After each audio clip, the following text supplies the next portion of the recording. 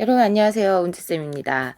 원래 우리 수업 시간에 해시태그 8회를 같이 풀었었어야 되는데 급 종강을 하는 바람에 풀지를 못했어요. 그리고 이제는 마지막 시험으로 가면은 사실 시험 조금 쉬워져야 되는데 그러지를 않죠. 그래서 제 8회는 해설이 좀 필요할 것 같아서 제가 영상으로나마 남겨드립니다. 그래서 문제 물론 다들 풀어보셨겠지만 조금 해설에서 부족한 부분들도 있었을 거예요.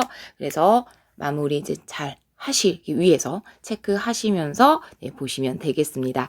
자, 그러면 이제 본격적으로 1번 문제부터 같이 보도록 하겠습니다. 자, 1번 문제를 이제는 보자라고 하게 되면은 대륙이동설의 증거가 나와 있어요.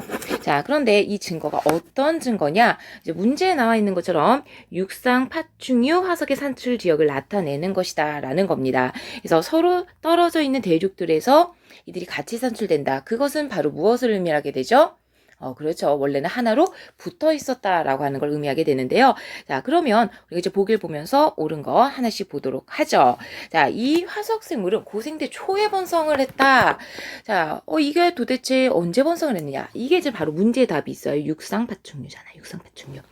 그럼 육상 생물이 등장을 했다라는 것 자체가 오존층이 생긴 이유다라고 이야기를 할 수가 있을 거고요. 실제로 오존층이 만들어진 시점을 우리는 실루리아기 정도로 보게 되죠.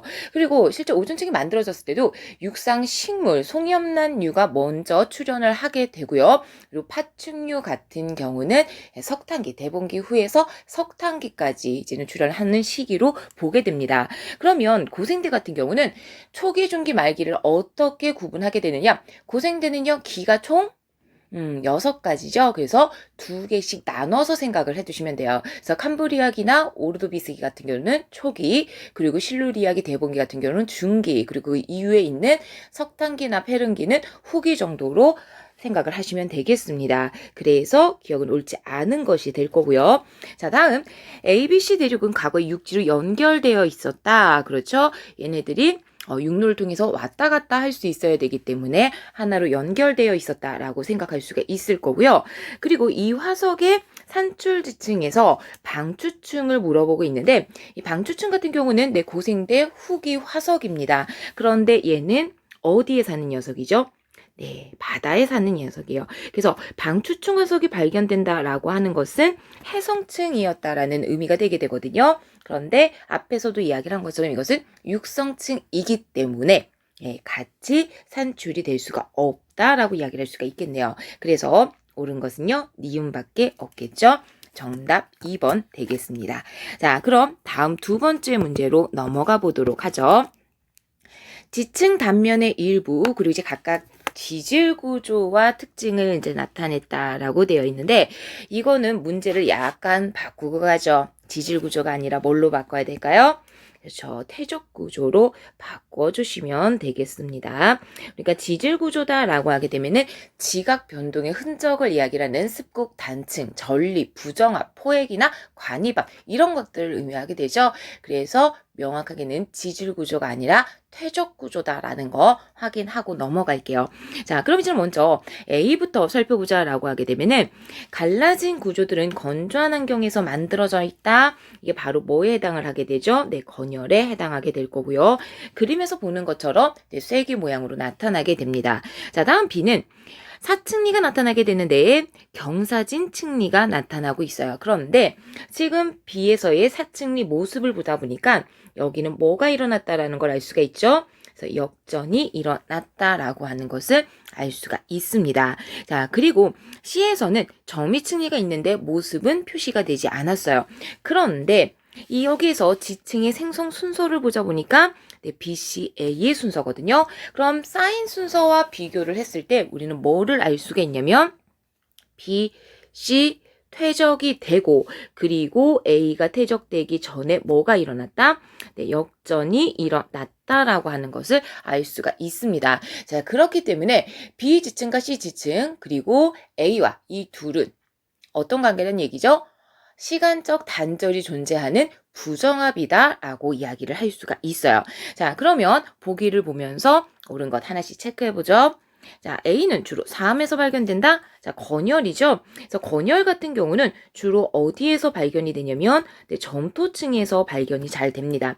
점토층이다라고 하게 되면은 암석 뭐가 있죠?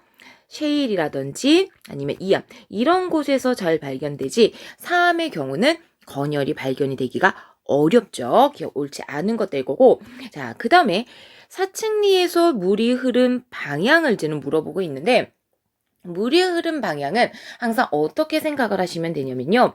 여기 사층리 이걸 저는 기준으로 볼게요. 이렇게 층리가 있을 때 얘를 기준으로 제가 선을 그은 이것을 기준으로 해서 아래 것부터 순차적으로 퇴적물들이 공급되어 왔다라고 이야기를 할 수가 있을 거고요.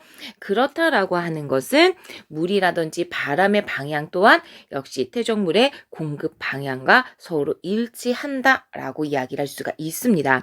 그래서 비에서 물이 흐른 방향은 내 기억이다라고 이야기할 수가 있겠죠. 니은 옳은 거 될 거고요. 자, 다음 디귿을 저는 보자라고 하게 되면은 점이층리에 대한 걸 저는 묻고 있는데 원래 점이층리는 어때야 돼요? 아래쪽이 큰 입자, 위에 쪽이 작은 입자들이 놓여 있어야 되는데 앞에서 이야기를 한 것처럼 B와 C는 쌓인 후에 역전이 일어났기 때문에 이때 점이층리 모양은요. 위쪽이 입자가 커야 할 거고 아래쪽으로 가면 입자가 작은 형태로 나타나게 됩니다. 그래서 C에서의 입자의 크기는 B에 가까울수록 작아지는 것이 아니라 커지는 경향이 있다라고 이야기를 할 수가 있겠죠. 그래서 옳은 것은 니은 되겠습니다. 정답 2번 되겠네요. 자, 그러면 다음 3번 문제로 넘어가 보도록 하죠. 3번 문제에서는 각각 봄과 가을에 관측한 해수의 수온과 염분을 이제 나타낸 모습이 나와 있는데요. 우선 문제를 풀기 전에 우리 하나 살펴보고 갈게요. 가을철 표층이고요. 봄철 표층입니다.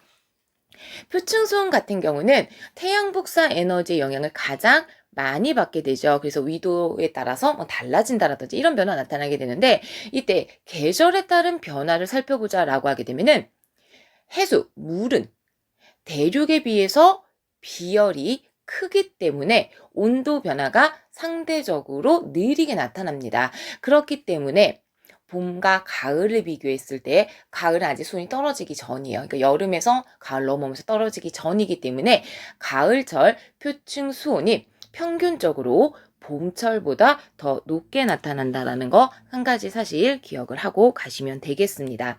자, 그러면 지금 보기 보면서 옳은 거 찾아보도록 하겠는데요. 자, 지금 여기에서는 0에서 100m 구간에서의 연직 순환을 물어보고 있어요. 자, 그러면 얘가 의미하는 건 뭐죠? 연직 순환이 일어난다라고 하는 것은 어떻다는 얘기요? 연직 방향의 움직임이 있다. 해수가 상당히 불안정하다라는 의미를 뜻하게 되고요. 그리고 이렇게 불안정하다라고 하는 거는 또 어떤 의미를 가지고 있게 되죠? 이거 우리 안정하다의 반대로 생각하면 되죠. 안정한 경우 우리 해수의 층상구 중에서 안정한 층 수온 약층이 있었죠. 왜? 밑으로 내려가면 온도가 더 낮아지니까. 근데 불안정하다라는 거는 낮아지긴 할 거예요. 그런데 이때 온도 편차가 수온의 편차가 상대적으로 어떻단 얘기죠? 네, 적다라는 의미로 생각을 하시면 되겠습니다. 자, 그러면 100m 구간까지 가을과 봄철을 비교를 해보자라고 하면은 봄은요 0에서 20도씨고요. 그리고 100m 가니까 한 8도씨 정도 되겠네요. 그리고 이제 봄철 같은 경우는 한 13도씨에서 대략 한 7도. 그래서 온도 차이를 이제 두 개를 비교했을 때 온도 차이는 가을이 봄보다 상대적으로 더 크다라고 이야기를 할 수가 있을 거고 이것은요. 해수의 안정도를 비교를 했을 때 온도차가 큰 가을이 봄철보다 크다라고 이야기를 할 수가 있습니다. 그러면 연직 순환 일어나나요? 안 일어나나요? 안 일어나죠. 다시 말해서 가을에는 연직 순환이 조금 둔할 거고 상대적으로 봄은 가을에 비해서 조금 더 활발하다라고 이야기할 수가 있을 겁니다. 그래서 옳은 것은 기억될 거고요. 자, 다음 강수와 육수의 유입의 영향은 봄이 가을보다 적다. 자, 강수와 육수의 유입. 이것들은 대부분 어디에 영향을 주게 되냐면 내 표층에 영향을 주게 되죠. 그래서 이들이 많아진다라고 하게 되면은 무엇을 바꾸게 되죠? 바로 표층의 염분을 바꾸게 되죠. 그래서 이 영향을 많이 받는다라고 하게 되면은 그만큼 표층 염분이 낮아진다라는 것을 이야기를 할 수가 있습니다. 그래서 가을과 봄을 비교했을 때 가을의 표층 염분이 더 낮은 것을 확인을 할 수가 있죠. 그래서 가을은 영향이 크고 봄은 영향이 상대적으로 적다라고 이야기를 할 수가 있습니다. 자, 다음 디귿 볼게요. 계절에 따른 밀도 변화. 우리 밀도 변화를 보려고 하면은 등밀도선을 이제는 봐야 되는데 수심이 얕은 곳에서는요. 자, 이렇게 가보자.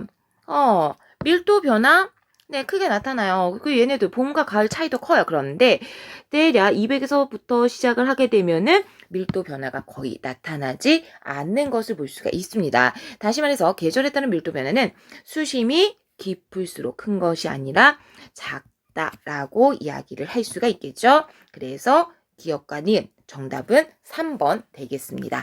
자, 그럼 다음 4번 문제로 넘어가 보도록 하죠. 4번 문제에서는 마그마에 대한 정보 그리고 현무암과 하강암의 사진이 이제는 나와 있는데 이들을 이제는 비교할 때는 뭐를 보시면 되죠? 입자의 크기를 보시면 돼요. 그래서 A하고 B를 비교를 하자라고 하면은 A는 입자가 큰 조립질입니다. 화강암으로 이야기를 할 수가 있을 거고요. 그리고 B의 경우는 입자의 크기가 작은 세립질 암석인 현무암으로 설명을 할 수가 있어요. 자, 그러면 보기를 보면서 우리 하나씩 체크를 해보겠는데요. 자, 니은, 마그마가 만들어질 때 니은 과정이다라고 하게 되면은 이거는 지하 온도 분포 곡선이 변해요. 위로 올라가고 있죠. 이거 뭐로 설명이 가능하죠? 압력이 감소하는 것으로 설명을 할 수가 있습니다. 그러면 압력 감소로 마그마가 만들어지는 곳 어디하고 어디가 있어요? 해령하고 열점이 있게 되죠. 그래서 해령은 판의 경계 맞아요. 그런데 열점은 판의 경계가 아니죠. 그래서 옳지 않다라고 이야기를 할 수가 있을 거고요. 자, 그 다음에 디귿 과정으로 만들어진 녀석이니까 현무암 용융곡선이 변한 거죠. 용융점이 낮아지게 되면서 뭐 했다? 용융이 돼서 현무암질 마그마가 만들어지게 됩니다. 그렇기 때문에 이 조성은 현무암인 B와 조금 더 유사하다라고 이야기할 수가 있을 거고요. 자, 다음 디귿이요. 자, 기역 같은 경우는 지금 어떻게 되고 있죠? 온도가 높아지고 있어요. 온도가 높아지게 되면서 대륙지각이 용융이 되는 경우를 설명을 할 수가 있을 거고요. 이 일은요. 어디서 일어나게 되죠? 섭입대에서 섭입이 이제는 되게 되면 해양판에서 물이 빠져나오면서 뭘 하게 되죠? 용융이 돼서 여기서는 현무암질이 이제는 만들어지게 되고 이렇게 만들어진 현무암질 마그마가 위로 상승을 하게 돼요. 그럼 대륙지각 하부에 부착이 되죠. 그러면서 이 하부는 온도가 높아지게 되면서 용융이 일어나게 될 거고 그 결과 어떤 것이 만들어지게 되느냐? 바로 유무남질 마그마가 만들어지게 됩니다. 그래서 이런 과정은 섭입대 대륙지각 하부에서 일어난다라고 이야기 할 수가 있겠죠. 그래서 디귿도 옳은 것이 될 거고요. 정답은 니은과 디귿 5번 되겠습니다. 자, 그럼 다음 5번 문제로 넘어가 보도록 하죠. 자, 얘네들 되게 이제 좀 지겹지 않아요? 수소 핵융합반응 우리 이거 이제는 순서도 대부분 다 알잖아. 하도 이제는 많이 봐서. 자, 그러면 여기에서 이제 각각 나와 있는 CNO 순환 반응하고 이제 PP 연쇄 반응이 있는데 지금 여기 기억 뭐죠? 기억 보게 되면은 여기 들어가는 게 바로 내 12탄소가 될 거예요. 선생님 그럼 이거를 기억을 하고 있어야 되나요? 제가 이것도 그때도 얘기를 했지만 이거는 암기를 물론 하고 있는 학생도 있긴 하겠지만 굳이 암기를 해야 될까요? 지금 여기 한번 살펴보자. 지금 기억하고 뭐가 합쳐졌어요? 수소 원자핵 하나가 합쳐졌어요. 그랬더니 만들어진 게 13, 질소 13입니다. 그러면 항상 여기에서 질량수들은 어떻게 되죠? 더해진 거예요. 그러면 기억하고 수소 합해서 뭐가 됐다? 질소 13이 됐다. 그러면 얘는 당연히 13이 돼야 되니까 여기 13이 돼야 되니까 뭐를 가진 애일 수밖에 없어요? 질량수 10이 가진 애일 수밖에 없어요. 그럼 탄소밖에 없죠. 이렇게 이제는 여러분들이 문제를 풀어 가시면 된다는 얘기예요. 자, 그러면 이제 보기 보면서 오는 거 찾아보죠. 한 개 헬륨 원자액이 만들어지는 과정에서 참여하는 수소 원자액의 개수. 우리 CNO 순환 반응 같은 경우는 어떻게 되죠? 물론 탄소가 촉매로 작용하고 중간중간에 질소, 산소 이런 것들이 만들어지긴 되는데 근본적으로 필요한 것은요. 이거는 알고 있어도 되고 아니면 그림을 보고 해석을 해도 될 텐데 근본적으로 수소 원자의 4개가 뭐를 만들어내게 되는 거죠? 헬륨 4 원자액 하나를 만들어내는 겁니다. 우리 그림에서도 보면은 여기 하나, 둘, 까먹으면 이렇게 세야지. 셋, 넷, 4개가 들어갔어요. 자, 그런데 PP 연쇄 반응 같은 경우는 지금 보자라고 하게 되면은 얘는 헬륨 4 원자액이 만들어지기 이전에 헬륨 3 원자액이 2개가 있어야 돼요. 그것을 좀 만드는 게 바로 뭐죠? 네, 수소 원자액입니다. 그래서 PP 반응 같은 경우는 6개의 수소 원자핵이 반응을 하고요. 얘네들이 최종적으로 좀 만들어내는 것은 헬륨 4 원자핵 하나와 헬륨이 이제 수소 원자핵 2개 이렇게 만들어내게 돼요. 그러니까 여기서 사용되는 거 몇 개요? 얘는 6개요. 역시 여기서도 그림 세시면 돼요. 하나, 둘, 셋, 4개 있죠. 그 다음에 5, 6, 6개. 그래서 같지 않고 가하고 나를 비교했을 때 PP 연쇄 반응이 조금 더 많다라고 이야기를 할 수가 있습니다. 그래서 기억 옳지 않은 것 될 거고요. 자, 그 다음에 수소 핵융합 반응 가하고 나 이것이 어떤 것이 우세할지를 결정짓는 건 무엇이다? 바로 별의 질량이 되겠죠. 그래서 CNO 순환 반응과 PP 연쇄 반응 같은 경우는 별의 질량, 기준이 되는 것은 태양 질량이 될 텐데 태양 질량의 2배보다 큰 경우는 CNO가 우세하고 그리고 이보다 작은 것은 PP가 더 우세하다라고 이야기를 할 수가 있습니다. 그런데 이 별의 질량은 또 무엇을 결정짓게 되느냐? 바로 주계열의 수명을 결정짓게 되는데요. 질량이 작으면 작을수록 주계열의 수명은 더 길다라고 이야기를 할 수가 있습니다. 그렇기 때문에 가가 우세한 별보다 나가 우세한 별이 조금 더 오랫동안 지속된다라고 이야기할 수가 있겠죠. 자, 다음 적색거성 촉입니다. 적색거성이 됐다라고 하게 되면은 뭐가 있어야 되죠? 네, 헬륨 핵융합 반응으로 탄소를 만들어내야 되죠. 그래서 이때 헬륨 핵융합 반응 헬륨 4 원자액이 몇 개가? 3개가 하나의 탄소 원자액을 만들어내는 이런 반응이 일어난다라고 이야기를 할 수 있어요. 그래서 여기 바로 12탄소에 해당을 하는 것이 기억될 거고요. 그리고 여기서 이제 만들어지는 당연히 니은. 결과 산물 뭐가 되죠? 네, 이 녀석이 되겠습니다. 그래서 디귿은 옳은 것이 되겠네요. 그래서 정답은 3번 되겠습니다. 자, 그럼 다음 6번 문제로 넘어가 보도록 할게요. 자, 지금 어떤 화성암이 만들어졌을 당시 각각의 방사선 원소들이 있는데 얘네들이 일정한 시간, 동일한 시간이 지났을 때 남아있는 양이 조금 다르게 나타납니다. 자, 그러면 이들이 각각 얼만큼씩 남아있는지 살펴보자라고 하면은 X 같은 경우는요. X가 세모죠. 처음에는 2개가 있었다가 하나가 됐어요. 그렇다라고 하는 거는 반이 남아 있었다라고 이야기할 수가 있을 거고 그럼 얘 같은 경우는 반감 횟수가 몇 번이 되는 거죠? 1회다라고 이야기를 할 수 있어요. 그 다음에 이제 Y를 살펴보자라고 하게 되면은 Y가 동그라미죠. 처음에 8개가 있었다가 몇 개가 됐죠? 하나가 됐어요. 8분의 1 Y가 됐을 거고 반감 횟수는 3회. 그 다음에 G 같은 경우는 남아있는 거 4분의 1이 남아있게 되고요. 반감 횟수는 바로 2회다라고 이야기를 할 수가 있습니다. 그래서 암석의 나이를 우리가 스몰티다라고 하게 되면은 이때 반감기와 반감 횟수의 관계를 보자라고 하게 되면은 이 암석의 나이는요. 반감 횟수에다가 반감기를 곱한 것과 같다라고 이야기를 할 수가 있을 거거든요. 자, 그러다 보니까 우리가 각각 남아있는 모원소의 양을 가지고 암석의 나이를 수치로 나타내보자 라고 하게 되면은 먼저 이 암석의 나이는 X를 기준으로 했을 때 1의 반감이기 때문에 X의 반감기가 같다라고 이야기를 할 수 있을 거고요. 그리고 Y를 기준하면은 3TY다라고 이야기를 할 수가 있을 거고 이것은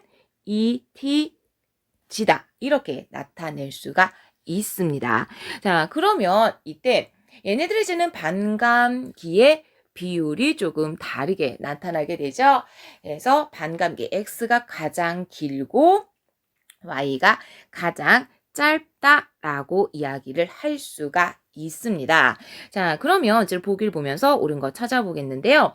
자, X' 자원소예요. 그래서 모원소가 붕괴돼서 일반적으로 자원소가 된다라고 하게 되면은 질량이 감소를 하게 되는데요. 이거는 사실 좀 조심스러워요. 그래서 저는 이 보기를 지우고 갈게요. 이게 왜 조심스럽냐면 우리가 알고 있는 여러 가지 방사선 동위원소들 있잖아요. 이것들이 만들어지는 거를 이제는 살펴보자라고 하게 되면은 뭐 우라늄이 있어요. 235를 가지고 있는 우라늄, 질량수가 235인 얘가 납이 이제는 되게 되는데 납이 되면은 질량수가 207이 됩니다. 뭐 이런 것도 있어요, 물론. 그래서 얘네 같은 경우는 질량수 확 줄어들어요. 줄어들죠. 그런데 여기서 좀 의문인 게 이제는 뭐가 있냐면 칼륨을 사용을 해요. 칼륨 40을 사용하게 되는데 얘는 반감을 한다라고 하게 되면은 모원소 뭐로 바뀌게 되냐면 얘로 바뀌게 돼요. 그리고 실제로 뭐 일부 바뀌는 거를 보자면 얘가 일부는 칼슘으로 바뀌기도 합니다. 그렇기 때문에 얘는 무조건 질량이 줄어든다라고 하기에는 조금 위험한 요소가 있습니다. 제가 우리 수업 시간에 만났으면 어떤 말을 했을지 다들 아시겠죠? 머릿속으로 생각만 하세요. 그래서 이거는 그냥 제가 해설을 해드리는 거고 문제에서 약간 조금 논란의 여지가 있기 때문에 기억 보기는 삭제를 하고 가도록 하겠습니다. 그러니까 차라리 여기에서 이제 문제를 뭐 X, Y, G는 어떤 원소다. 그러니까 뭐 여기 있는 것처럼 우라늄이라든지 이런 것 중 하나다. 뭐 크립톤 중에 하나다. 뭐 이런 식으로 나와 있었으면 좀 이걸 비껴갈 수 있었을 텐데 약간 문제가 되는 선지인 것 같습니다. 자, 그리고 자, 다음 이제 니은을 보자라고 하면은 우리 반감기 계산을 했던 거 있었죠? 그래서 Y의 반감기가 가장 짧죠. 그래서 G의 반감기가 두 개 바뀌었다라고 생각을 하시면 되겠네요. G의 반감기가 Y의 1.5배다라고 이야기를 할 수가 있을 거고요. 그리고 이 화성암의 절대 연령은 X의 반감기와 같다라고 이야기를 할 수가 있습니다. 그래서 니은 디귿이 옳지 않다라는 것만 정리를 하시면 되겠습니다. 그래서 조금 기억은 위험 부담이 있었는데 아마 여러분들 니은하고 디귿은 너무 아니기 때문에 뭐 점수상에는 문제가 없을 것 같네요. 자, 그러면 다음 7번 문제로 넘어가 보도록 할게요. 자, 7번 문제로 이제는 가보자. 얘는 공간이 중간에 맞네요. 자, 어느 지역의 지층 단면 그리고 이들의 이제 나이가 이제는 나와 있습니다. 자, 그런데 지금 여기에서 순서를 보자라고 하게 되면은 나이가 가장 많은 것이 먼저 만들어졌겠죠. 자, 그렇기 때문에 이들의 만들어진 생성 순서는요. A가 가장 먼저 생성이 됐을 거고요. 그 이후에 B가 관입을 하게 되죠. 그리고 C가 퇴적이 된 상태다라고 이야기를 할 수가 있습니다. 자, 이때 이 B 같은 경우는 자원소하고 모원소의 양이 1대3이에요. 그러면 총 반감기는 몇 번 지났다? 2번 지났다라고 이야기를 할 수가 있을 거고 그렇기 때문에 B의 나이는 2억살이다 라고 이야기를 할 수가 있습니다. 자, 그러면 이제 보기를 보면서 옳은 거 찾아보도록 하겠는데요. 자, C층에서 방추층 화석 발견될 수 없죠. 왜? 방추층은 언제 화석이기 때문에 우리 앞에서도 그럼 지금 우리 방추층이 2번 나왔네요. 고생대 후기 화석 그리고 해성층에서 발견되는 녀석인데 2억 년보다 더 늦게 더 최근에 만들어진 녀석 중생대 이후에 만들어진 녀석이기 때문에 방추층 화석은 발견될 수가 없습니다.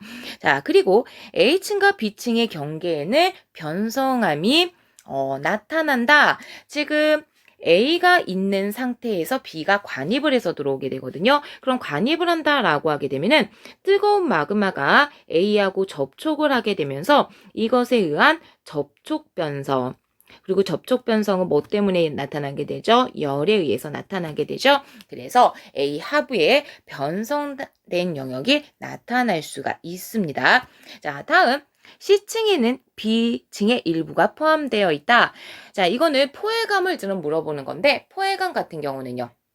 먼저 있는 암석을 포획을 하게 되죠. 그래서 B가 있고 C가 퇴적이 됐기 때문에 C가 퇴적이 되는 가운데서 B가 포획이 돼서 나타날 수가 있습니다. 그래서 디귿도 옳은 것이 되겠죠. 그래서 정답은 니은과 디귿 5번 되겠습니다.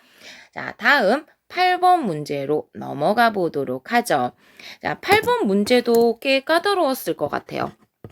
꽤 까다로웠을 것 같은데, 자, 지금 보면은 지표면 부근에서의 공기 흐름 나와 있고 적의 영상이 나와 있어요. 그런데 공기 흐름을 좀 잘 살펴보게 되면은 우리 여기는 빨려 들어가거나 아니면 나오는데 여기도 마찬가지. 그러면 이 위치가 다 뭐가 되냐면 저기압 아니면 고기압 중심이 있다라고 이야기를 할 수 있어요. 왜냐? 공기가 발산해서 나가거나 또는 수렴해서 들어오는 걸 설명을 하고 있기 때문에. 그런데 이거를 같은 시각에서 적의 영상을 나타내고 있습니다. 그런데 지금 B가 있는 쪽 같은 경우는 어때요? 날씨가 맑아요. 그런데 A가 있는 쪽 같은 경우는 날씨가 흐리게 나타나게 되는 거를 살펴볼 수가 있습니다. A는 약간 여기 왼쪽에 위치하겠죠. 그렇다라고 하게 되면은 바로 A 부근에 저기압 중심이 발달하게 될 거고 B 부근에는 고기압 중심이 발달을 한다라는 것을 추정을 해볼 수가 있죠. 자, 그러면 이때 A 주변에서 부는 바람을 찾을 수가 있어야 되는데 우리나라 즉 북반구에서의 저기압이기 때문에 바람이 어떻게 불죠? 이렇게 반시계 방향으로 바람이 불어 들어가야 됩니다. 자, 그렇기 때문에 이때 A 같은 경우는 남동풍이 불 수가 없어요. 여기에서는 뭐만 불어야 되죠? 이제 얘네들이 서풍 계열의 바람이 분다라고 이야기를 할 수가 있습니다. 근데 이제는 이게 해설에는 아마 북서풍인가로 나와 있던 걸로 기억을 하고 있는데 선생님 이걸 정확하게 찾아야 되나요? 그래서 이거는 회전하는 게 사실은 이렇게 보면은 북서풍 같고 이렇게 보면은 서풍 같고 조금 되게 애매하잖아요. 그래서 이런 것들을 회피하기 위해서 수능 문제에서 나올 때 만약에 그러니까 지금 남동풍 딱 나왔잖아. 그러니까 우리가 바람 방향을 거의 정확하게 다룬 거는 어디에서 나오냐면 온대저기압에서 남동, 남서, 북서로 변하는 경우. 근데 이제 이것도 사실은 온대저기압에서 전선이 어떻게 분포를 하는지에 따라서 약간씩의 차이가 생기잖아요. 그래서 그런 경우를 제외를 하고는 대부분 이렇게 회피하기 위해서, 그러니까 논란을 피하기 위해서 서풍 계열의 바람이 불었다. 남풍 계열이다, 북풍 계열이다, 이런 식으로 나와요. 그래서 이거를 정확하게 무슨 몇 도를 틀어야 되는 이렇게는 생각을 안 하셔도 돼요. 그래서 그리고 오답이 나왔어도 지금 보면은 남동풍 절대 가능성이 없는 녀석이죠. 그래서 이렇게 회피해서 나온다라는 것도 생각을 하고 계시면 되겠습니다. 자, 그런데 지금 여기에서 그럼 이 A 부근에서는 공기의 수렴이 이제 나타나고 있는데 한번 그림을 생각해 보세요. 굉장히 좁은 곳으로 공기가 들어가고 있는 것을 볼 수가 있습니다. 그래서 이걸 왜 줬냐? 공기의 수렴이 강할수록 상승기로 강하다. 이게 좁은 곳으로 수렴해서 들어간다?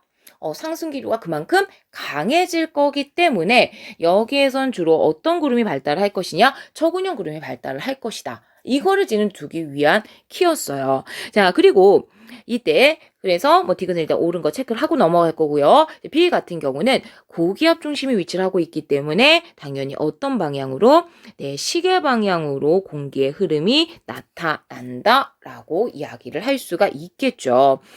그래서 옳은 것은요. 니은하고 디귿 정답은 5번 되겠습니다. 자, 다음 9번 문제로 넘어가 보도록 하죠.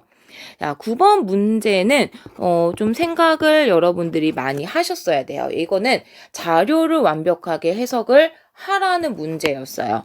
자, 지금 편서풍의 영향을 받아서 이동하는 태풍 위성 영상이 이제는 나와 있는데 일단 편서풍의 영향을 받으니까 어떻게 진행을 할 거냐면 아마 이런 식으로 진행을 할 겁니다. 그리고 나와 있는 것이 단면도인데 지금 이걸 보고 여러분들 그냥 위험반원, 안전반원 이렇게 가면 안 돼요. 그쵸? 왜냐? 뭐가 나와 있죠? 여기에 방향이 나와 있습니다. 자, 그러면 남해안에 도달을 했을 때 이거를 약간 옆에다가 그려볼게요. 태풍이 이렇게 지금 지나가고 있을 때 여기 이제는 중심이 있을 때다라고 생각을 해보자. 그러면 A 같은 경우는 얘를 자른 단면이 동서 방향이 아니라 남북 방향으로 이렇게 잘랐다라는 얘기가 되거든요. 그래서 북쪽에 있는 중심에서 조금 떨어져 있는 A는 여기에 표시된다라고 이야기를 할 수가 있을 거고요. 태풍 진행 방향하고 함께 봤을 때 태풍 진행 방향의 왼쪽에 위치를 하고 있기 때문에 여기가 뭐라고 이야기를 할 수 있느냐? 안전 반원이다 라고 이야기할 수가 있습니다. 그리고 이제 남쪽에 있는 이쪽이 바로 위험 반원에 해당하게 되겠죠. 자, 그러면 이거를 가지고 여러분들이 이 자료에 나와 있는 거를 그대로 해석을 하셔야 된다는 게 이 문제의 포인트예요. 자, 그러면 이때 이 단면에서 나타나게 되는 대개 회전 방향을 보자라고 하게 되면은 니은 같은 경우는 지금 저기압 중심이 있기 때문에 공기들이 모여요. 수렴을 하고 있죠. 그러면 어떤 방향으로 수렴을 하게 되느냐? 시계 반대 방향으로 수렴을 하게 되죠. 반면에 기역 같은 경우는 공기가 발산을 하게 되는데 천양력 영향을 받으니까 여기서는 어떤 방향으로? 네, 시계 방향으로 발산을 하게 됩니다. 그렇기 때문에 기역과 니은 부근에서의 대기 회전 방향은 서로 반대가 된다라고 이야기할 수가 있겠죠. 자, 다음. 정난우는 안전반원 지역이 위험반원 지역보다 넓게 발달해 있다. 우리 여기 그림 보시면 돼요. 그림 보고 판단하는 게 이겁니다. 그래서 이때 얘네들 퍼져 있는 걸 봤을 때 여기가 조금 더 넓고 얘가 조금 더 좁은 것을 확인을 할 수가 있죠. 그리고 실질적으로 나에 나온 그림을 보더라도 내 북쪽이 조금 더 넓은 걸 확인할 수가 있습니다. 그래서 이거는 이 교과서 내용 중에 그게 있어요. 위험반이 조금 더 넓다 뭐 이런 얘기가 있는데 아까 말씀드린 것처럼 이거는 문제에 나와 있는 것들을 가지고 해석을 하셔야 됩니다. 그림 가와 나가 모두 다 이 안전반원이 더 넓게 발달해 있다라는 것을 나타내고 있어요. 자, 다음 A 지점은 지금 안전반원이죠. 태풍 진행 방향에 왼쪽에 위치를 하고 있습니다. 그렇기 때문에 여기에서의 풍향은요. 시계 방향이 아니라 시계 반대 방향으로 변한다라고 이야기를 할 수가 있겠죠. 그래서 옳은 것은 니은밖에 없네요. 정답 2번 되겠습니다. 자, 다음 10번 문제로 가죠. 자, 10번 문제도 그림을 살짝 수정하고 갈게요. A가 60도 이렇게 표시가 돼 있는데 A의 위치를요 여기로 바꿔주세요. 네, 이걸로 바꿔주세요. 자, 그러면 지금 여기에서 해류가 흘러가는 거를 조금 보자라고 하게 되면은 먼저 C 부근 같은 경우는 적도와 30도 사이에 있습니다. 동쪽에서 서쪽으로 불게 되는 무역풍의 영향으로 뭐가 흐르죠? 적도 해류가 흐르게 될 거고요. 북반구의 적도 해류다 보니까 C에서는 북적도 해류가 흐른다라고 이야기를 할 수가 있겠죠. 그리고 30도하고 60도 사이에서는 여기서는 뭐가 흘러가게 될 거냐? 바로 북태평양 해류가 흘러간다라고 이야기를 할 수가 있을 거고요. 그리고 이제는 각각 난류와 한류를 보자라고 하게 되면은 B 지역은 쿠로시오 해류, 서한 경계류인 난류가 흐를 거고요.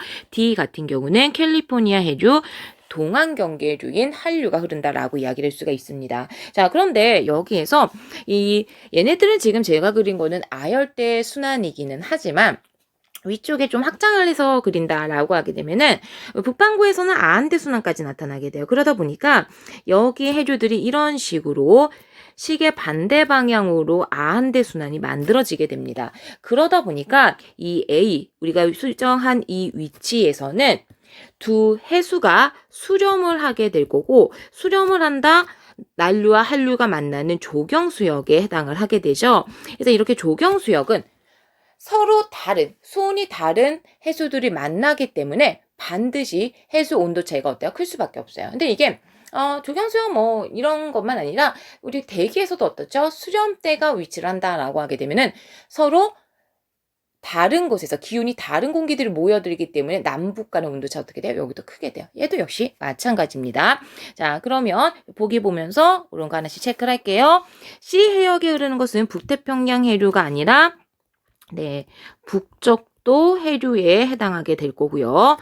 자, 그리고 위도에 따른 수온 변화율. 아까 말씀드린 것처럼 A에서는 해수들이 수렴을 하고 있기 때문에 수온 변화율이 클 거고 B의 경우는 상대적으로 작다라고 이야기를 할 수가 있습니다.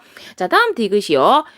B해역과 D해역, 서한 경계류하고 동한 경계류죠. 그래서 얘네들도 뭐 간단하게 다시 정리해보자라고 하면 서한 경계류 같은 경우는 일단 반드시 난류고요. 그리고 폭이 좁게 나타나기 때문에 유속은 빠르게 흐른다라고 이야기를 할 수가 있습니다. 그리고 동한 경계류 같은 경우는 한류에 해당하게 될 거고요. 이 한류가 흐르는 폭이 상당히 넓게 나타나게 되고 유속은 느리다라고 이야기를 할 수가 있습니다. 그렇기 때문에 B해역에서의 해류가 D해역의 해류보다 유속이 빠르다라고 이야기할 수가 있겠죠. 그래서 옳은 것은 디귿 되겠네요. 정답 3번 되겠습니다. 자, 그럼 다음 11번 문제로 넘어가 보도록 하죠. 자, 북대서양 해수의 단면 그리고 모식도가 이제는 나와 있는데, 자, 지금 여기를 이제는 보자라고 하면은 A에서 B로 흐르는 거는 이건 뭐예요? 표층해주죠. 표층해줘요. 그리고 이제는 B해역에서 이렇게 얘는 뭘 하고 있다? 침강이 일어나고 있어요. 침강이 일어난다라고 하는 것은 다른 것에 비해서 밀도가 크다라는 의미를 가지고 있게 됩니다. 그래서 이제는 이것을 모식적으로 나타내는 게 나에 이제 있는데, 기억 같은 경우를 이제 먼저 살펴보자라고 하게 되면 여기 스칸디나비아 반도 있죠? 노르웨이 해겠네요. 그래서 이쪽에서 만들어지는 기억이 바로 뭐에 해당을 하게 되죠? 북대서양 심층수에 해당을 하게 될 거고요. 그리고 이제 니은 같은 경우 여기 어디죠? 바로 외대의 부근입니다. 여기서 만들어지는 것이 남극 저층수에 해당하게 되겠죠. 자, 그럼 이제는 만약에 북극해에 해빙이 일어난다라고 하게 되면은 이 해빙으로 인해서 담수들이 해수에 유입이 되게 되죠. 그렇게 되면은 염분이 상대적으로 낮아지다 보니까 밀도 또한 역시 낮아지게 돼요. 그래서 이것으로 인해서 침강은 어떻게 된다? 약해진다라고 이야기를 할 수가 있습니다. 기억 옳은 것 될 거고요. 자, 다음 침강하는 해수의 밀도를 보자라고 하게 되면은 이때 밀도 어떻게 돼요? 밑에 있는 게 더 크죠. 그래서 우리 중층수 같은 경우는 표층수 아래에서 한 1500 정도까지, 그 다음에 심층수 같은 경우는 1500에서 한 4000 정도까지, 저층수 같은 경우는 4000에서 해저면까지. 그래서 저층수 쪽으로 가면 갈수록 밀도가 커지게 돼요. 그렇기 때문에 기억이 니은보다는 밀도가 작다라고 이야기를 할 수가 있습니다.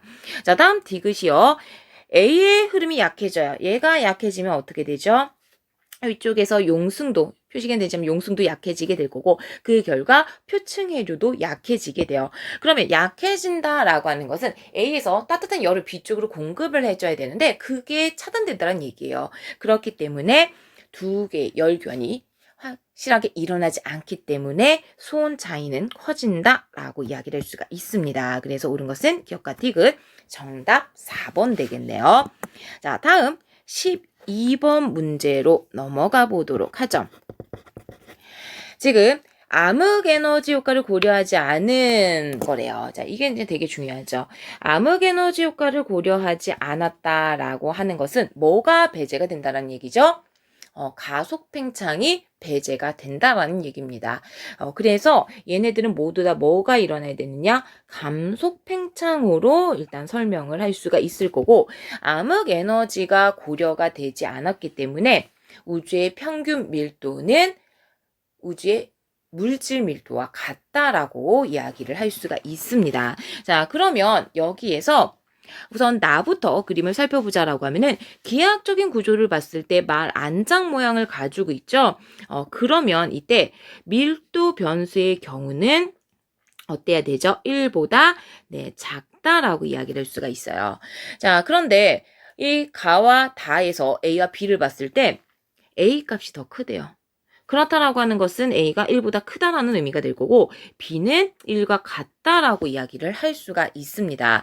자, 그렇기 때문에 가에 해당을 하는 것이 바로 뭐가 되는 거죠? 닫힌 우주가 될 거고요. 기하학적인 구조로 봤을 때는 이렇게 구 모양을 가지고 있겠죠. 그리고 이때 우주의 공률은요, 양의 값을 갖게 돼요. 그 다음에 이제 나는 아까 말씀을 드린 것처럼 열린 우주에 해당을 하게 되죠. 그럼 우주의 공률은 음의 값을 갖게 될 거고요. 다의 경우는 평탄 우주입니다. 그래서 평탄 우주 같은 경우는 기하학적 구조가 평면으로 나타나게 되죠. 공률은 0이다 라고 이야기를 할 수가 있어요. 자, 그럼 보자. 가에서 현재 우주의 크기는 증가하고 있다. 네, 증가하고 있어요. 이거 보자. 선생님 이거 수축하는 거 아닌가요? 그런데 이거 잠깐 기억을 해볼게요. 지금 우리가 시간에 따라서 이제는 우주의 크기 이제는 설명을 하죠. 이랬을 때 열린 우주 같은 경우는 이렇게, 근데 감속 팽창이에요. 이게 열린 우주. 그 다음에 평탄한 우주는요, 이렇게 돼요. 그리고 0에 수렴하게 돼요. 그 다음에 마지막으로 닫힌 우주 같은 경우는 이렇게 돼요. 이렇게. 그러면 지금 여기에서 얘네들이 만나는 이 부분, 이때가 언제냐? 현재예요. 왜? 현재는 우리 관측된 거는 다 똑같은 거니까. 이 이후에 나타나는 건 뭐예요? 다 예상치예요. 그래서 닫힌 우주, 지금 관측한 거거든요. 지금 우주를 관측하면 어떻게 돼요? 그냥 팽창하고 있어요. 나중에는 수축을 한다 하지만 지금은 어쨌든 팽창을 하고 있기 때문에 크기는 증가한다라고 이야기를 할 수가 있습니다. 기억 옳은 것들 거고요. 자, 그 다음에 다에서 우주의 팽창 속도는요. 지금 얘네들은 모두 다 뭘 하게 되죠? 감속 팽창을 하게 되죠. 그래서 팽창 속도가 일정한 게 아니라 감소한다라고 이야기를 할 수가 있을 거고요. 기억과 니은을 비교했을 때 기억은 음의 값, 니은이 0이기 때문에 니은이 더 크다라고 이야기를 할 수가 있겠죠. 그래서 옳은 것은 기억 되겠네요. 정답 1번 되겠습니다.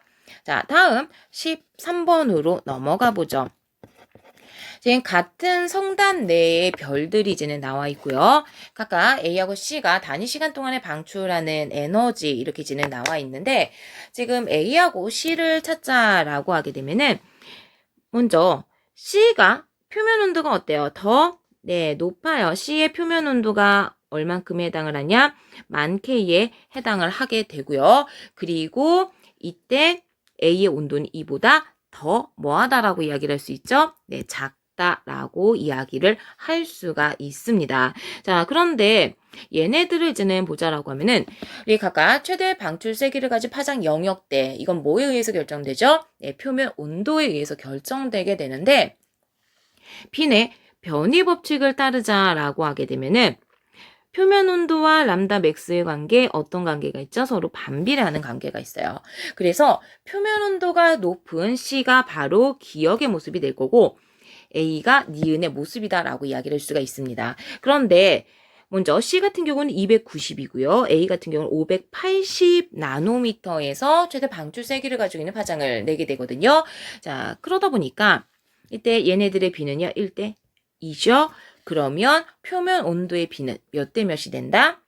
그렇죠. 2대 1이 된다라고 이야기를 할 수가 있습니다. 다시 말해서 A의 온도는 5000K다 라고 이야기를 할 수가 있어요. 자, 그리고 지금 A하고 C를 봤을 때 A는 절대 등급이 C는 절대 등급이 0등급이고요. A는 마이너스 10이에요. 그래서 절대 등급 차이를 봤을 때 10등급 차. 그러면 A하고 C의 광도 차는 얼만큼이 난다라고 이야기를 할 수 있죠? 얘는 1000대 1이다 라고 이야기를 할 수가 있습니다. 그리고 앞에서 온도 계산을 했을 때 이들이 바로 1대 2에 해당을 하죠. 그러면 이거를 통해서 별의 반지름을 계산할 수가 있을 텐데 별의 반지름의 경우는요. 표면 온도의 제곱에 반비례하고 광도의 제곱근에 비례하게 되죠. 자, 그렇기 때문에 A하고 C의 반지름을 지는 비교를 하자라고 하게 되면은 1제곱분의 루트 10의 4승대 그리고 얼마죠? 2죠? 2제곱분의 루트 1. 그러면 결국에 100대 4분의 1이네요. 제가 약한 언제나 계산 400대 1입니다. 그래서 A가 C의 400배이다 라고 이야기를 할 수가 있어요. 자, 그 다음에 별의 중심 온도를 이제는 물어보고 있는데요. 얘는 표면 온도는 그냥 HR도상에서 나타낸 거를 그대로 사용을 하면 되고 중심 온도 같은 경우는 뭐를 봐야 되죠? 중심 핵에서 어떤 행유와 반응이 일어나는지를 확인해야 돼요. 그런데 B하고 C 같은 경우는 주계열이기 때문에 얘네들은 뭐가 일어나고 있냐? 수소행융합이 일어나고 있어요. 그 다음에 A 같은 경우는요. 아직 얘는 초고성이라서 뭔지 몰라 하지만 적어도 뭐 이상은 헬륨보다 무거운 것들, 헬륨 이상 되는 것들이 일어난다라고 이야기할 수가 있습니다. 그래서 핵융합 반응이 일어날 때 더 무거운 원소가 핵융합 반응을 한다라고 하는 것은 그만큼 온도가 뭐하다는 얘기죠? 네, 높다란 얘기예요. 그렇기 때문에 가장 높은 것은 B가 아니라 A다라고 이야기를 할 수가 있습니다. 자, 다음 중성흡수선을 물어보고 있는데 중성흡수선 같은 경우는 이거 무슨 순서죠? 알파벳 순서죠. 그래서 A형, B형, C형 이렇게 가면서 더 약해지는 거. 그랬을 때 C 같은 경우는 분광형이 A0이기 때문에 중성수소 흡수선이 가장 강하다라고 이야기를 할 수가 있습니다. 그래서 옳은 것은 기억과 디귿 정답 4번 되겠습니다. 자, 다음 14번 문제로 넘어가 보도록 하죠. 14번 문제는 우리가 알고 있는 아주 친숙한 엘니뇨와 라니냐 문제로 이야기를 하고 있는데, 자, 지금 여기에서는 20도씨 등원선을 물어보고 있어요. 그래서 우리가 어디를 볼 거냐면 동쪽을 볼게요. 동쪽. 이쪽을 봅시다. 이쪽을. 뭐 더 동쪽을 보셔도 상관은 없고요. 그런데 기억 시기 같은 경우는 편차가 양이에요. 그렇다는 얘기는 20도씨가 나타나는 것이 더 뭐라는 얘기죠? 깊다라고 이야기를 할 수 있어요. 그 다음에 니은으로 가자라고 하면은 여기는 편차가 음이거든요. 그러면 20도씨가 나타나는 게 상대적으로 얕아진다라는 의미입니다. 그러면 이들이 의미하는 것은 무엇이냐? 해수의 온도는요, 표층에서 밑으로 내려면 어떻게 되죠? 낮아져야 돼요. 낮아져야 돼요. 그러면 지금 20도씨가 깊어진다라고 하는 거는 어떤 의미냐? 우리 등수원선을 뭐 대략 그렸을 때 이렇게 이제 여기 이제 한 줄만 있다고 치자. 그럼 여기 이제 20도씨가 있겠죠. 그럼 위에는 뭐 2도씨 단위라고 치면 얘가 여기 해수면 여기 해수면 해서 22, 24, 26도씨란 얘기예요. 그런데 얕다라고 하는 거는 여기 해수면이 있고 만약에 20도씨 이렇게 나타났어. 그러면 여기 22도씨. 이해되셨죠? 그래서 해수면의 온도가 높은지 낮은지를 의미한다라고 생각을 하시면 됩니다. 그래서 기억 시기 같은 경우는 동태평양의 표층수온이 평년보다 더 높아진 상태이기 때문에 엘니뇨 시기다라고 이야기를 할 수 있고요. 니은 시기 같은 경우는 더 낮아졌죠. 네, 라니냐 시기다라고 이야기를 할 수가 있습니다. 그래서 역시 니은에서도 이게 그대로 나와 있는데 지금 나에서도 그대로 나와 있는데 키페이지는 봤을 때 더 어디 있다는 얘기예요. 보니까 굉장히 얕은 곳에 위치를 한다라고 하는 거를 체크를 해볼 수가 있습니다. 자, 그러면 보기를 보면서 옳은 거 찾아보도록 하겠는데요. 워커 순환 같은 경우는 언제 강하죠? 얘네들은 물론 엘니뇨, 라니냐 각각 외워도 되지만 우리 무역풍의 경향성하고 같이 정리를 해두자 그랬죠. 그래서 워커 순환의 경우는 무역풍이 뭐 할수록 강할수록 더 강해져요. 그러면 무역풍의 세기를 비교를 하자라고 하면은 기억하고 니은을 비교했을 때 니은 시기가 무역풍이 더 강하죠. 그렇기 때문에 워커 순환은 니은 시기가 더 강하다라고 이야기를 할 수가 있습니다. 그래서 기억 옳은 것 될 거고요. 자, 다음 수온 약층이 나타나기 시작하는 깊이는요. 얘네들 어떻게 생겼어요? 이렇게 되죠. 그래서 동태평양은 얕고 서태평양은 더 깊다라고 이야기를 할 수가 있습니다. 자, 다음 디귿이요. 기억 시기의 적도 부근 등손선의 깊이 차이. 우리 이것도 동서방향에서의 편차를 물어볼 때 항상 뭐랑 같이 얘기를 하라고요? 무역풍하고 같이. 그래서 동서방향에서의 편차는 무역풍이 뭐 할수록 역시 강할수록 동서 편차가 크다라고 이야기를 할 수 있어요. 그러면 지금 기억하고 니은 나를 이제 넌 보자라고 하게 되면은 기억은 무역풍이 약하죠. 편차 작아요. 반면에 나에서 나온 니은 시기 같은 경우는 무역풍이 강해지기 때문에 편차가 더 크다라고 이야기를 할 수가 있습니다. 그래서 디귿 옳은 것 되겠죠. 그래서 정답은 기억과 디귿 4번 되겠습니다. 자, 다음 15번으로 넘어가 보도록 할게요. 자, 15번 문제는 우리가 이것도 비슷한 거를 봤었죠. 지금 낮의 길이가 24시간인 지역의 범위가 이제는 나와 있는데, 이건 제가 지난번에도 이제는 말씀을 드린 것처럼 사실상 백야의 개념이 나오기 때문에 이거는 작년에 있었던 천체 문제하고 연결이 돼요. 그래도 우리 이제는 봤으니까. 그래서 이때 여기에서 낮이 나타나는 이 최대값, 이 크기가 뭐와 같다라고 보면 되냐면 자전축의 경사각과 같다라고 보시면 됩니다. 자, 그리고 지금 얘네들의 이제 위치를 봤을 때 먼저 앞에 나와 있는 A가 나타나는 시간 같은 경우는 지금 북반구에 태양빛이 더 많이 비추고 있는 상태예요. 그렇기 때문에 여기가 북반구에 여름철이 될 거고, 이때 지구의 위치가 바로 어디가 되느냐? 원일점이에요. 이 시기가. 시간이니까 여기다 이렇게 옮길게요.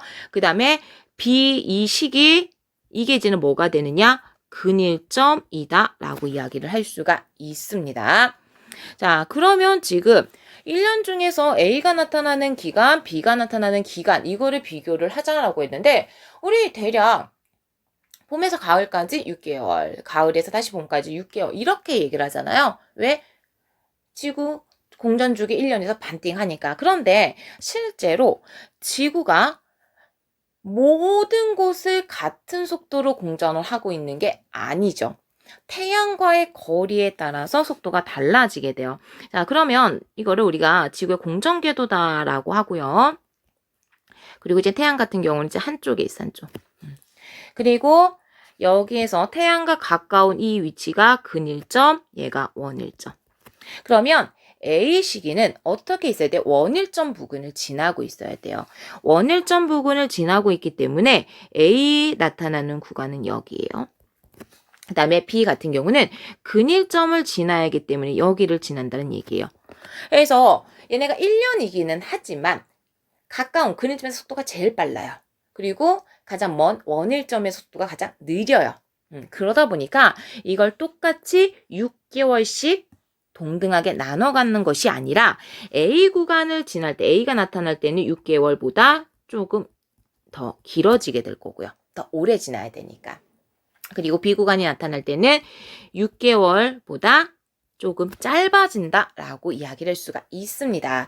그래서 A가 나타나는 기간이 B가 나타나는 기간보다 더 어떻게 한다고요? 길다라고 이야기를 할 수가 있어요. 자, 다음 세차 운동하고 날을 고려한대요. 세차 운동이 일어난다라고 하게 되면은 어떻게 변할까? 이것도 그림에다가 같이 표시를 해볼게요. 북반구를 더 비추고 있을 때 이게 원일점이 아니라 뭘로 바뀌죠? 근일점으로 바뀌어요. 그럼 아까 얘기를 했던 것처럼 근일점으로 가게 되면은 거리가 더 가까워지니까 시간이 어때요? 짧아져요. 이게 짧아진다는 얘기예요. 그 다음에 날을 고려하게 되면은 13,000년 후가 됐을 때 경사각이 더 경사각 여기지? 죄송합니다. 경사각이 더 작아지게 되거든요. 이 크기도 어때요? 작아져요. 그러면 A가 이런 식으로 나타난다는 얘기예요. 그러면 면적은 더 작아진다라고 이야기를 할 수가 있습니다. 자, 그리고 경사각 변화와 세차 운동만을 고려를 하자라고 하게 되면 13,000년 전에는 어땠어요? 여름철로 우리 한 장 쪄서 볼게요. 일단 세차 운동을 하게 되면 여름이 어디로 와요? 지금 현재는 원일점이지만 13,000년 전에는 근일점.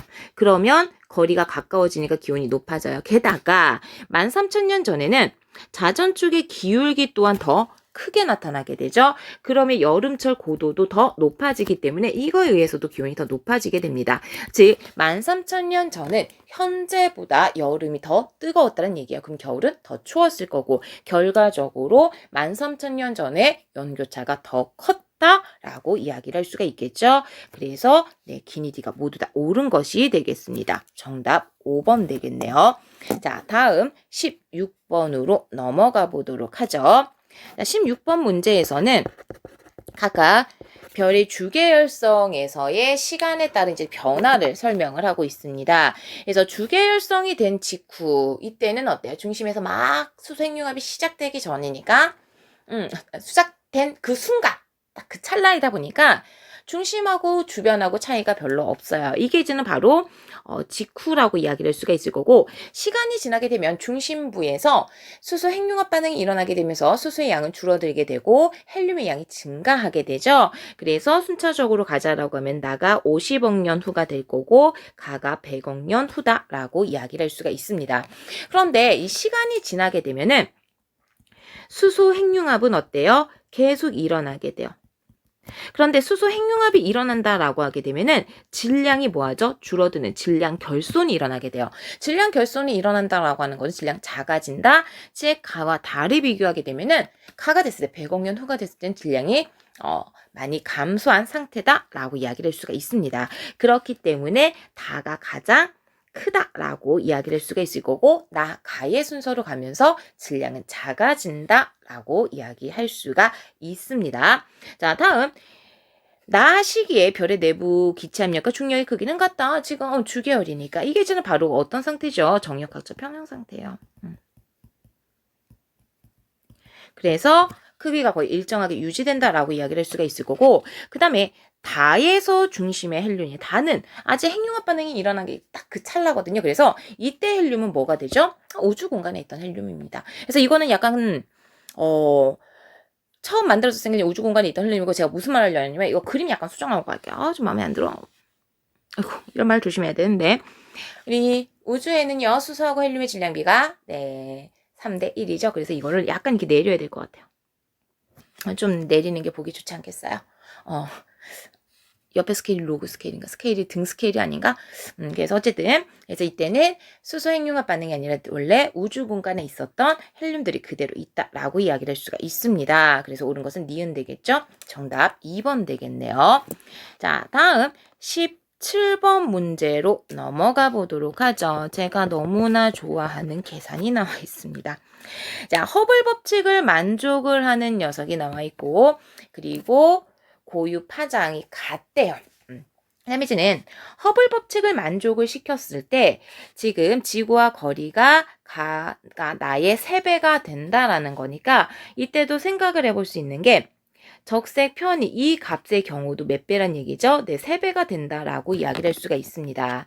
자, 그래서 이때 근데 사실 숫자가 너무 직관적으로 보이긴 하는 것 같아요. 그래서 이거를 이제는 이용을 하자라고 하게 되면은 가의 경우는 적색 편의가 람다 제로분의 560 마이너스 람다 제로가 될 거고, 그리고 나의 경우는 어떻죠? 람다 제로분의 520 마이너스 람다 제로. 근데 아까 얘기를 했을 때 얘네들이 몇 배라고요? 3배. 그래서 나의 G값에다가 3을 곱한 것이 이거하고 같다라고 이야기를 할 수가 있습니다. 그래서 근데 너무 눈으로 보이니까 그냥 바로 쓸게요. 람다 제로 같은 경우는 500으로 계산이 되겠죠. 자, 그러면 이때 파장 변화량의 경우는요. 지금 보는 것처럼 각각 60하고 20, 3대 1이에요. 그러니까 같다라고 이야기할 수가 없을 거고, 그러면 이것을 이용해서 계산을 해보자라고 하게 되면은 이제 뭐를 이용을 할 수 있냐면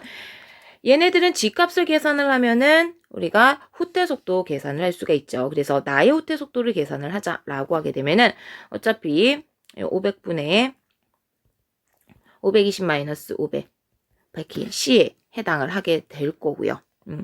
이게 뭐와 똑같아요? HR.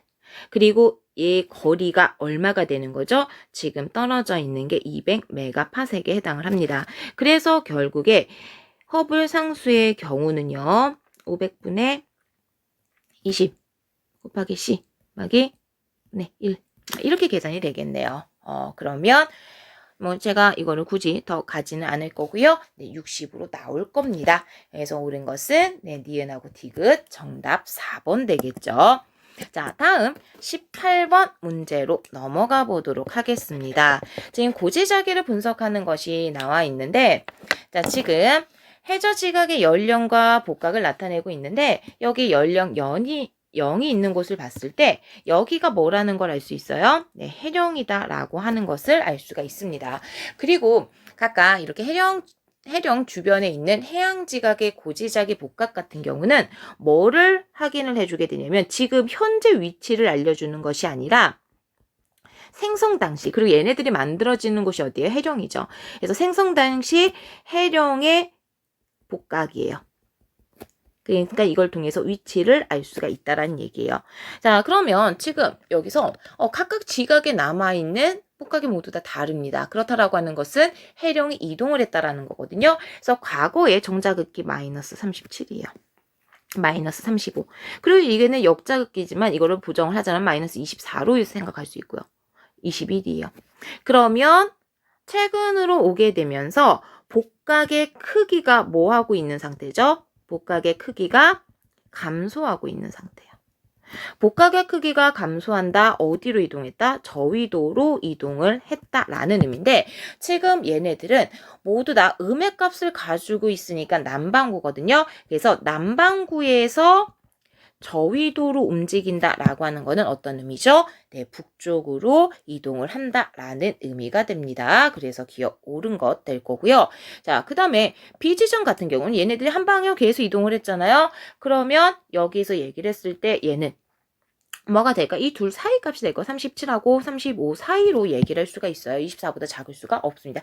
그리고 얘네들 역자극기니까 부호가 바뀐 거 생각해 주시면 될 거고 그 다음에 복각의 크기는요. 아까 여기 이렇게 될 거고 여기가 35에서 뭐 24 사이 이런 식으로 나올 거거든요.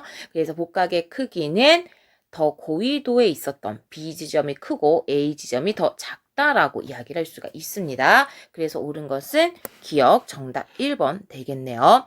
자, 다음 19번 문제로 넘어가 보도록 하죠. 자, 열점에서 만들어진 화산 섬들이 이제는 배열이 되어 있는데요.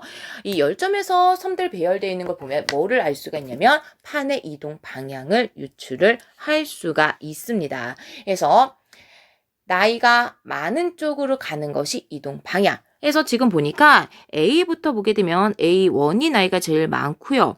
그리고 A3이 나이가 제일 어려요. 그러니까 A가 속한 판은 이렇게 움직인다는 얘기예요. 그 다음에 B 같은 경우는 거꾸로 B1이 나이가 제일 뭐하죠? 어려요. 그리고 B3이 나이가 가장 많습니다. 그러니까 얘는 어떻게 움직이고 있다는 거죠? 제가 그림을 잘못 그렸네요. 그래서 지금 A 같은 경우 나이가 많은 쪽으로 이렇게 이동을 하고 있는 거고 그 다음에 이제 B 같은 경우는 역시 나이가 많은 쪽 이렇게 이동을 하고 있어요. 그러면 이 A하고 B 사이에 뭐를 확인할 수가 있냐면 서로 이렇게 움직이고 있다는 얘기예요. 반대 경계로. 그러면 여기 경계가 뭐가 발달한다라고 이야기를 할 수 있냐면 보존형 경계가 발달한다라고 이야기를 할 수가 있을 거고 이 보존형 경계는 지금 여기서 그림상으로 보면은 어떤 방향으로 북동 남서 방향으로 발달합니다. 그런데 보존형 경계 같은 경우는 단독으로 발달 안 하죠. 보존형 경계는 항상 누구하고 같이 해령, 발산형 경계하고 같이 이제는 나타나게 되는데 이때 발산형 경계 같은 경우는 보존형 경계 어때? 수직인 방향으로 이렇게 얘네들이 분포를 해령이 분포를 하던가 실은 이것만 가능한 건 아니죠. 어떻게도 가능하냐면 파란색을 일단 그려야 되겠다. 이것도 사실은 가능할 거야. 이렇게. 그러니까 녹색 세트거나 파란색 세트거나 이런 식으로 해령이 분포할 수 있다라는 겁니다. 자, 그러다 보니까 여기에서 해령은 어떤 방향? 북서 남동의 방향이다라고 이야기를 할 수가 있겠죠. 남동. 그 다음에 A1과 A3은 점점 멀어지게 될 거고 그리고 판의 확장 속도. 자, 지금 A 생성 이전과 이후를 비교하자면은 여기 0에서 D까지가 이전이고 이게 이후거든요. 그러면 같은 거리를 가는 데 있어서 나이를 봤을 때 A1과 A2는 이만큼 갔어요. 그 다음에 A2와 A3은 이만큼 걸렸어요. 그래서 속도를 비교하게 되면은 이전이 이후보다 더 빠르다라고 이야기를 할 수가 있습니다. 그래서 옳은 것은 기억밖에 없죠. 정답 1번 되겠습니다. 자, 다음 20번 문제로 넘어가 보도록 할게요. 지금 원궤도로 이제는 공전을 하고 있고 순서대로 나타나는데 이것도 아닌데 사실 이거 보니까 보이지 않으신가요? 얘네들을 90도씩 공전할 때마다 나타냈는데 3대 1이래요. 30도가 나와 있으니까. 그러면 이거는 어떻게 이제는 그려볼 거냐면 잠깐 좀 빈 공간이 필요할 것 같은데 잠시만요. 제가 이게 공간이 되게 한정돼 있다 보니까 조금 어려운 부분이 있어요. 그래서 제가 조금 보고 넘어가도록 하겠습니다. 여기서 뭐를 집어넣으면 될까요? 빈 공간을 집어넣어 놓고 빈 공간을 집어넣어 놓고 조금 설명을 더 하도록 할게요. 자, 여기 위에다 그리면 되겠다. 네. 자, 그러면 이제 봅시다. 지금 얘네들을 나타내는 거를 제가 원래 하던 식으로 어떻게 그릴 거냐면 사인 곡선으로 그릴 거예요. 지금 뭐가 됐으니까 어차피 원궤도를 돌고 있으니까 완벽하게 사인 곡선의 모습으로 나올 거거든요. 그래서 행성이 있지만 저는 이제 별로 그리자라고 하게 되면은 완벽하게 사인 곡선 선이 이렇게 되면 안 되지. 그래서 제가 타블렛으로 좀 하는 게 익숙하지가 않으니까 좀 그건 이해를 부탁드릴게요. 지금 이렇게 진 얘네들이 시선 속도 곡선 이런 식으로 나타날 거다라는 얘기예요. 자, 그러면 지금 여기서 A부터 보자라고 하게 되면은 A는 일단 양의 값을 가지고 있을 때가 되거든요. 그런데 90도 회전을 했을 때, 90도 공전을 했을 때 마이너스예요. 그러면 A는 플러스 중에서도 이제 마이너스로 바뀔 수 있어야 되니까 어디로 가야 되냐면 여기 정도로 가야 될 거예요. 그리고 이 길이가 아까 루트 3대 1이다라고 얘기했으니까 그럼 B는 어디에 올 거냐면 여기에 오겠죠.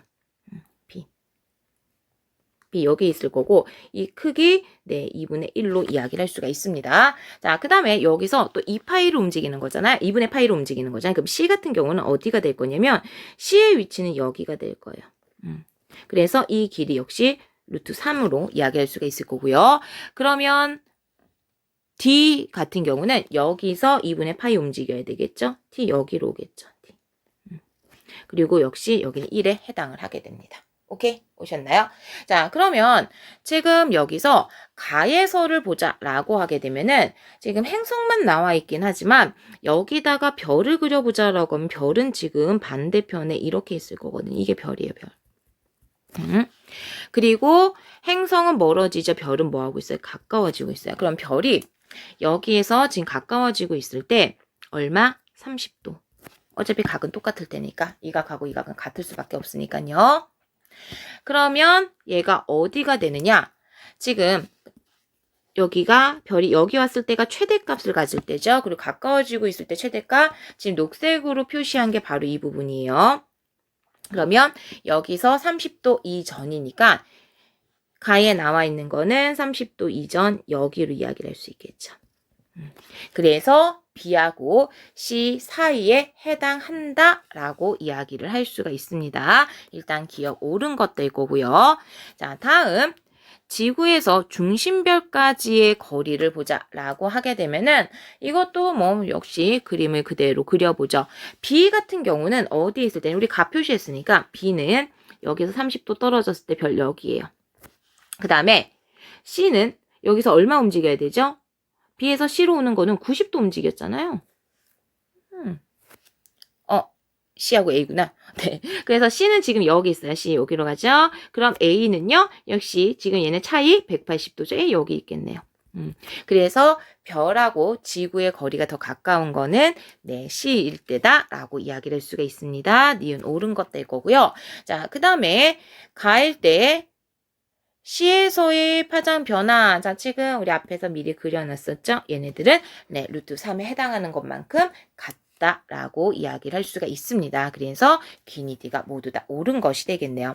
자, 이렇게 해서 우리 지금 해모 8회 모두 다 풀어봤고요. 제가 20번 그림을 좀 발로 그린 기분이 있기는 하지만 죄송합니다. 최선을 다했어요. 어쨌든 마무리 잘 하시고 이제 정말 얼마 남지 않았죠? 네, 끝까지 마무리 잘 하셨으면 좋겠습니다. 자, 그러면 저는 오늘 여기서 마무리하도록 하겠습니다.